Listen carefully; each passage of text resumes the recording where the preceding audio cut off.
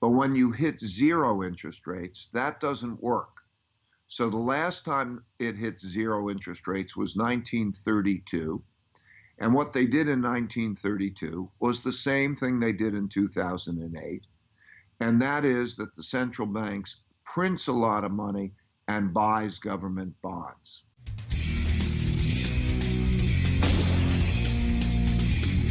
In today's video, Ray Dalio, the founder of the world's biggest hedge fund, Bridgewater Associates, talks about the financial system and its working, money and the Fed. Dalio explains how he sees the world right now and elaborates on the macroeconomic picture. Before listening to him, please ensure to smash the like button and subscribe to the channel. Let's dive into his last interview now. The same things happen over and over again through time for basically the same reasons. A lot of these things happen once in a lifetime, and if you don't go back and see how they worked over time, then you're in trouble. So there's a pattern. I could describe the pattern, but there's a pattern that happens over and over again, and we're in a particular spot in the pattern. And then to understand it, not just because it happened before, but to understand mechanistically how it happens, and then one has a sense of how to deal with it. So speaking of the mechanisms, what's influencing this more? When you started looking back into history, are you looking for this sort of moment in the debt cycle, or are you looking for pandemics, a collision of the two? What do you think influences this more? Well, pandemics come along occasionally, but anything that's important. Let me say the three most important circumstances that existed before we had the downturn, which was caused by a pandemic, but any downturn would have produced the same results.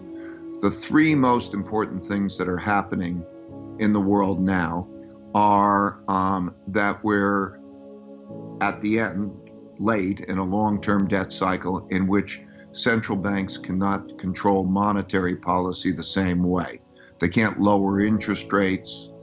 They can't get money to a lot of people who need the money in the traditional way. So just like in 1929 to 1932, there was a debt crisis that came as a result of an excessive amount of debt in the boom years. And then when you have that in 1932, we hit zero interest rates. And when they hit zero interest rates in 32, like in 2008, central bank prints money and buys financial assets. When someone borrows for a number of years and has to pay back, makes a promise to deliver currency, that's a bond. And so one man's debts are another man's assets, which we call a bond, and that is a promise to deliver currency. And so what happens in these cycles is that normally central banks can stimulate the economy by lowering interest rates. But when you hit zero interest rates, that doesn't work. So the last time it hit zero interest rates was 1932.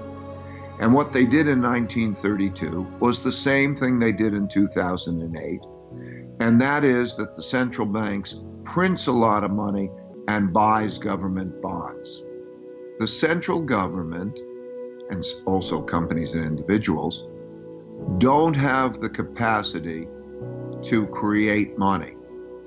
So the central government has the right to determine they can tax people, they can get money from people, and they can spend money on whatever they want to spend money on. But they don't have the right to print money and create money and credit like the central bank does. Central bank is the Federal Reserve. Similarly, the Federal Reserve does not have the right to spend money and determine how it's spent. Part of the government that the system has put into place so to get the creation of money out of the political system. It is within Congress, but it has a set of rules, like the Supreme Court has a set of rules. That means that the president can't control it, the Congress can't control it, that it's operating in a separate way. And so the important thing to know about this crisis, and that it happened in the 1930s, is that in order to get the checks that we're needing, a lot of people, a lot of companies need checks. Now, where will those checks come from? So there'll be checks from the government. The type of support we're going to receive is two types of support. Where's all this money come from? So the government, when they say, I'm going to pay more for unemployment insurance, or I'm going to give you a loan for a small business, or so on, where do they get the money from? Well, they either tax it, but if they tax it, that's bad. So the government, they can borrow it. That's what a deficit is. The government runs a deficit. And then the question is, who's going to borrow it when everybody's financially strapped? And the Federal Reserve says they have the power to print money, and they will say, I will borrow it and I will lend you the money. So the Federal Reserve is lending the money, and it is also lending others the money. The important thing to know is that all that we think about money is not limited in any way, like there's a certain amount of money out there. It's all make-believe. It's all digital. So they can change the digits and then they can create money. Now that's an important consideration, because if they can create money so easily, how do we know it's going to be of value when they're creating a lot of it? That's one of the considerations that are being faced today.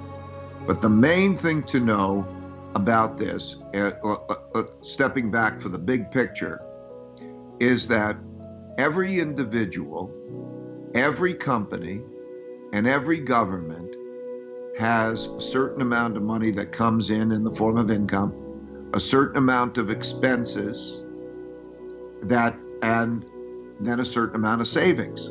So you do individually, and all your listeners do. And it works the same way for everyone, so that if their income falls and they less than their expenditures, they're in trouble unless they have a good savings. And then they go to the savings. So all around the world, there are lots of entities that are in trouble in that way.